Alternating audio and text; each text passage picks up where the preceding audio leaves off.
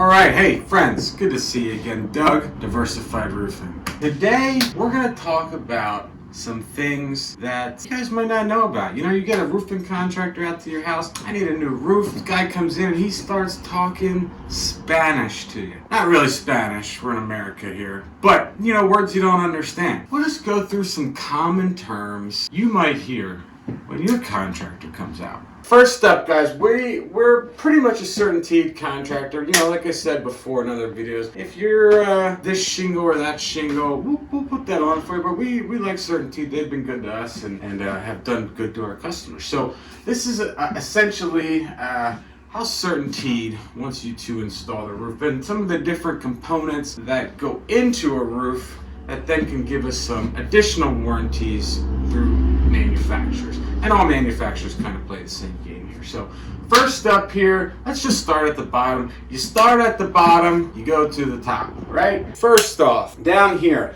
Obviously down here is your gutter. Gutter catches all that water, takes it down your downspouts and gets it away from the house. But behind that gutter is your drip edge. So first things first, we install the drip edge. That goes on at the eaves, which is called the bottom here, as well as these little triangles. These are called gables or the rake. We put our ice and water shield on. The ice and water shield is this little guy right here. It comes in 3-foot rolls. Top side is kind of granulated and the bottom side is sticky. So on a super hot day, you're rolling out the ice and water, you want to make sure you got it set good because it'll be stuck to the plywood right away. But what the ice and water shield does is it keeps our home free of ice, really, ice and water shield. In the wintertime here, in Pennsylvania anyway, we get a lot of snow and ice, so that builds up in your gutters. It freezes, then it melts again, or it rains on top of it, and that actually can push up the roof. So what the ice and water does, it sticks to the plywood,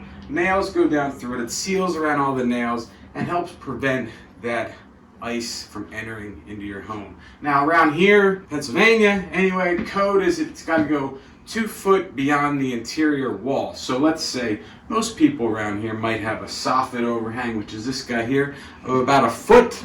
That means their ice and water is going 2 foot past that. If you got a bigger overhang, sometimes we've got to do 2 rows of ice and water.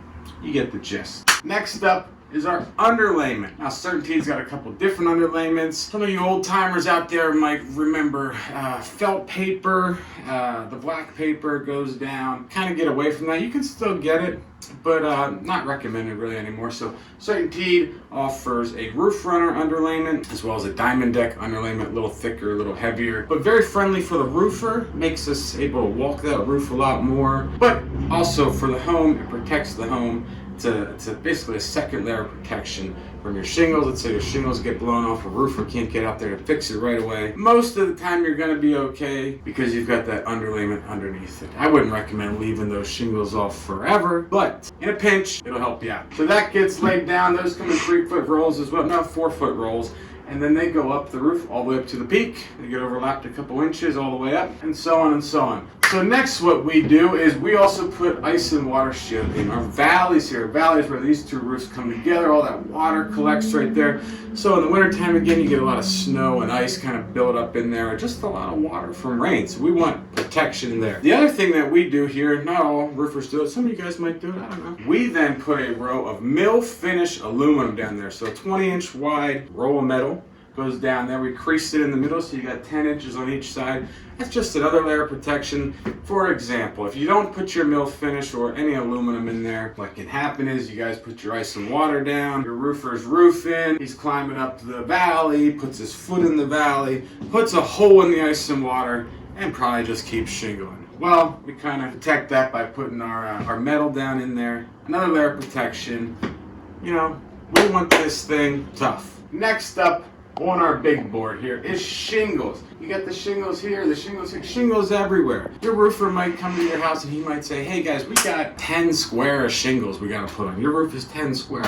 What does 10 square mean? A square is a 10 by 10 area. So 100 square foot, we kind of chop it down as roofers and we say 1 square is 100 square foot. So remember that term, you're gonna hear that when your roofer comes out. So anyway, the shingles get installed, we run them through the valley, we cut our valleys, we do all that. vent. At the peak of the roof is our ridge vent. Lots of different types of ridge vent out there. You can get aluminum ridge vent, which has been out forever, and you've probably got it on your house. If your house is 30 years old, you probably got it, and it probably leaks, but that's okay, we can fix it. They got roll vent, they got all kinds of stuff out there. We like shingle vent. It comes in 4-foot strips, a little bit more heavy duty, gives a better base for your caps to stay on. So we put our shingle vent on, then on top of that, we use our hip and ridge shingles, our capping shingles. That gets nailed down, and it just makes your roof blend in a little bit nicer. That's essentially the roof. Now there's obviously some components missing here. Maybe you got some vent pipes coming up through. Obviously we have vent pipe flashing to put on there. You got some skylights, we got your skylights. Maybe you got a chimney, you got to flash that too. So those are just some things your roofer might talk about when he comes out. But look at your roof, and maybe now I informed you a little bit. You can be educated when the man comes to see you. I think that's it, Jake. Play the song. Oh no, don't let the rain come down. Oh no, don't let the rain come down. Oh no, don't let the rain come down. My roof's got a hole in it and I might drown.